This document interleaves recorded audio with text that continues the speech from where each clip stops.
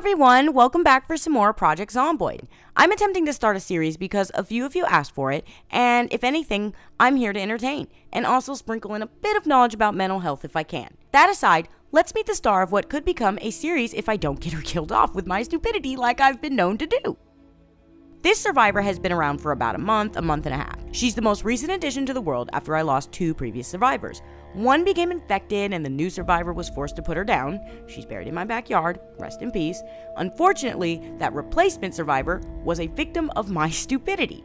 I hopped her over a banister and she fell to her untimely death.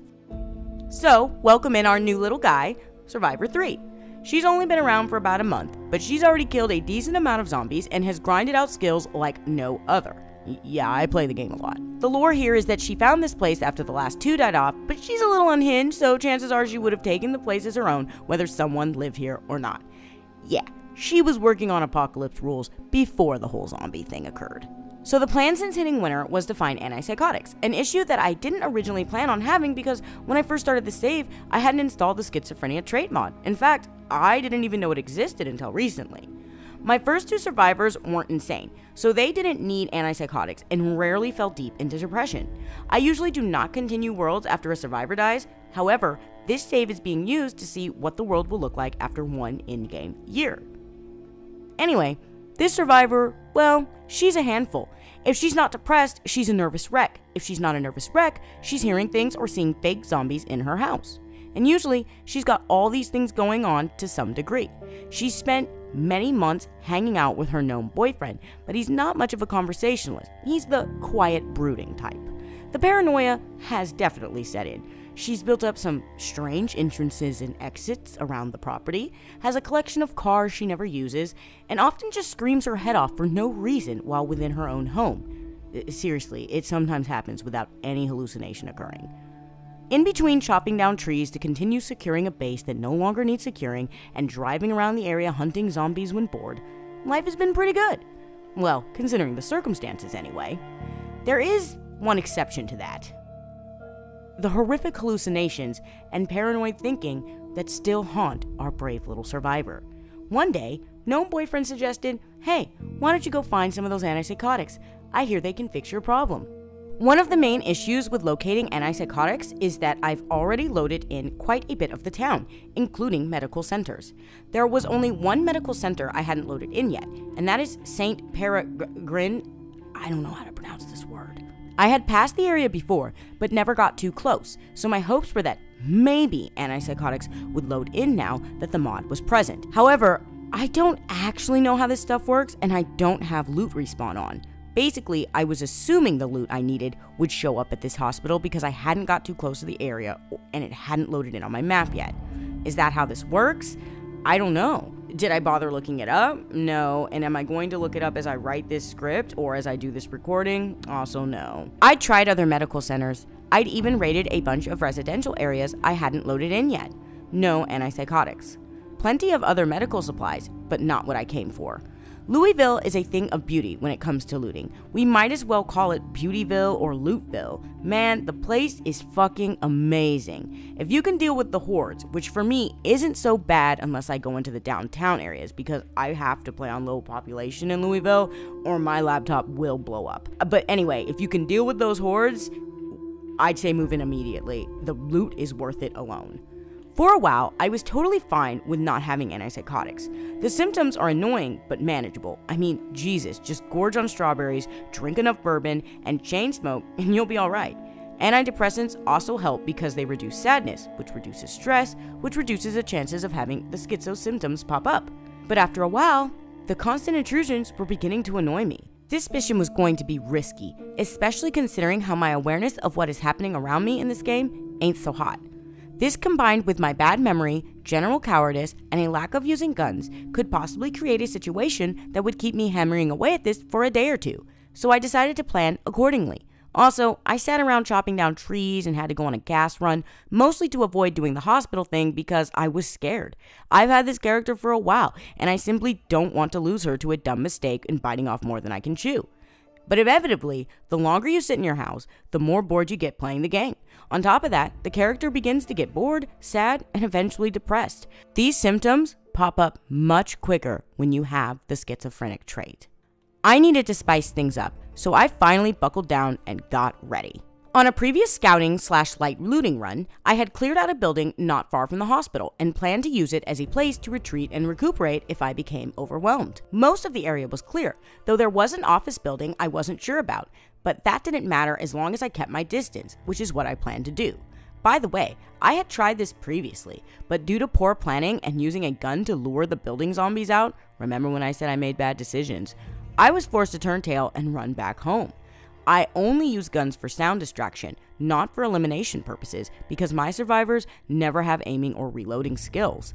I don't like the risk guns present, so I don't use them in combat.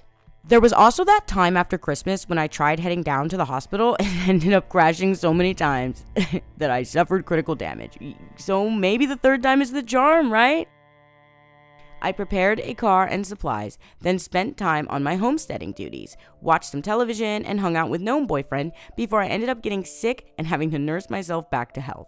When that blew over, all it takes is a good meal, some warm clothes, and a nice night's sleep, by the way. I finally bit the bullet and got on my way. One important thing to note is that I set the zombies to be less active during the day, which means they move a little slower. However, once night hits, they act the way they usually do. I like this detail because it not only makes my life a little easier in Louisville, I don't bother messing with zombie settings much in other towns, but it puts me on a time schedule to get things done, increasing my engagement in the game. I still have a bad habit of going out at night anyway though. It's probably not the smartest shit, but as previously established, I do all kinds of stupid shit in this game.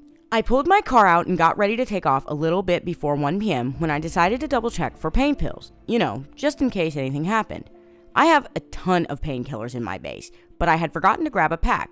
Now, instead of simply running back in and grabbing them, which would have taken less than a minute, I told myself this. I do not have pain pills. Are you fucking kidding? You know what? Don't get hit. I ranted a bit about the car animation crap and dying to bullshit. It's a bullshit ass way to die, bro. If you don't know about this, basically if your car door is open, there is no animation to tell you that, and you can get eaten when you think you have a barrier between you and the zombies. The first time this happened to me, I was confused, but I recently saw a video about it, and now I will never make that mistake again. When you get into a car, always make sure you hear the sound of the car door close before you drive off. I pulled up to Ameriglobe Communications, the building I previously mentioned clearing out to use as a safe house during this operation. Now remember, my population in Louisville is set to low because, again, my laptop will just explode otherwise. I swear, I just don't have a great computer. I need to get a better one, but, I'm poor. I'm not sure how many zombies are in this city, but it's got to be a fuck ton considering that I never have to turn the population down elsewhere. Considering the population settings, I really didn't think there would be too many zombies to deal with until I got back to the main part of the hospital where I had, kind of left a huge horde hanging around last time I'd visited. I knew that would be a problem, however, I had not anticipated how many I'd have to deal with right when I pulled up. Thanks to my daytime settings, these guys were slow, a little too slow for my liking, and I'll probably change my settings to make them the same during the day as they are at night to give myself more of a challenge. And yes, there is a mod that allows you to change sandbox settings once you've already started a game. This was a relatively small horde, very easy to get rid of. I then moved towards the hospital, finding out the population over here was much higher, though not unmanageable. I tried to take them on, quickly getting pushed towards the forest, where zombies could be lurking in the trees waiting to sneak up on me. I got exhausted very fast because I was using a crowbar, so I hoped to break line of sight by walking into the forest. This worked out better than anticipated because I'd unintentionally led the large horde away from my destination. However, there was still a horde lingering around by the hospital, not to mention I was exhausted. Being the overly cautious coward I am, I returned to Ameriglobe Communications for the night. As I searched the building, I couldn't help but notice there were clothes, a couple of pillows, and other items that implied people stayed overnight in the building. I kind of took this as commentary on hardcore work culture, but it could also just be a mess up with the way items spawn in. I also noticed this guitar, which I haven't been able to find a good mod for that lets you play instruments, but I feel like there has to be one. There is a mod for everything else, including one for...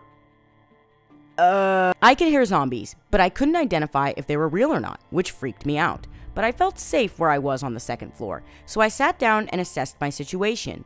Things hadn't gone well. I had wasted the day not accomplishing much other than running around and thinking I was outmatched. For some reason, I decided to go back out once again, and now zombies were moving at a fast shambler pace because night had fallen, and it was dark. I knew I was engaging in high-risk behavior, but I wasn't tired yet, and I hadn't been able to rest my exhaustion away. I wanted to clear a path for the work I was going to do the next day. I was able to take a few down, but soon the ones I'd led into the forest reappeared. I knew when I was beat, so I ran back to Ameriglobe and realized I hadn't planned as well as I thought. I should have brought more food because I was running through my supplies faster than anticipated. Accepting my idiocy, I went to sleep for the night. Hearing more hallucinations reminded me why I was here in the first place and why I was willing to take these risks to begin with. There just might be antipsychotics in that hospital. If I couldn't find them here, I would have to head out of town, something I wanted to avoid at all costs. Louisville might be dangerous as fuck, but venturing out to the roads presented its own set of challenges I did not want to deal with. The level of planning, the amount of supplies needed, making sure I have a reliable vehicle for the trip, way too high risk. I woke up the next morning hearing windows breaking and doors being banged on. I searched around, confused because the sounds were persistent, but I couldn't locate their origin. There was a moment where I chuckled to myself about how this is what being crazy is actually like, a lot of confusion coupled with genuine fear at times.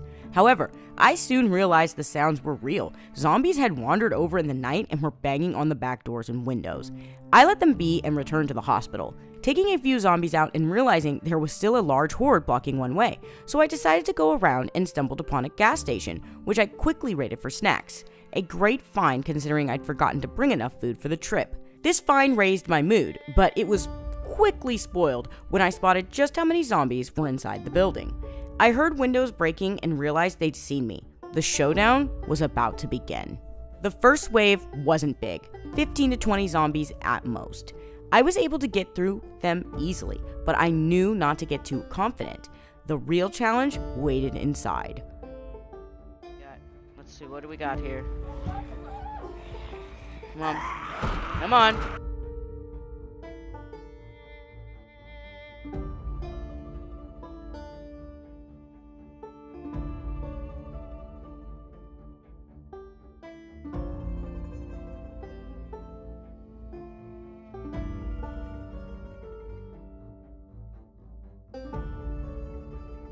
It did not take me long to realize I had fucked up. There was a massive number of zombies waiting for me in the main lobby, and they smelled me a mile away. I knew I was 2.5 seconds away from being overrun, so I fled, fucking up supremely and falling over. This unfortunate incident led to me getting a scratch. As I returned to my car, I told myself over and over, it's just a scratch. Only a 7% chance, as if it were some kind of spell that would ward off the infection. Accepting my defeat, I decided to find a residential to stay in for the rest of the day before heading back home. I didn't die, but I'm very worried about this scratch. This survivor has never taken damage before, but it was bound to happen eventually. Let's just hope she makes it. We wouldn't want gnome boyfriend to get lonely now, would we? Okay, let us pray that there are pain pills in here. Nope.